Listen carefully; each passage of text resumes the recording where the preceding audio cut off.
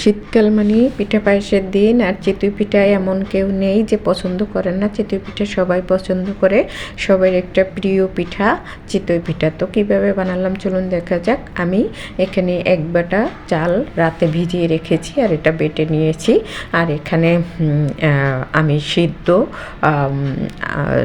লাল চালটা দিয়েছি।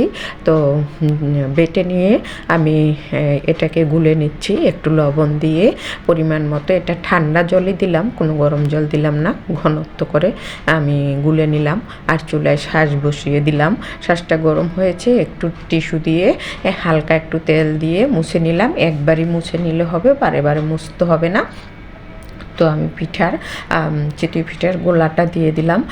30 সেকেন্ড রেখে তারপরে ঢেকে দিলাম। 30 সেকেন্ড খোলা রাখলাম। দেওয়ার পরে তারপরে আমি এই যে 2 মিনিট পরে পিঠাগুলো দেখতেই পাচ্ছেন হয়ে গেছে। আর সুন্দর করে পিঠাগুলো ফুলছে। আর বানাতে কিন্তু একবারে চিতই পিঠার মতো সহজ পিঠা বানানোর মতো আর কোনো পিঠা নাই।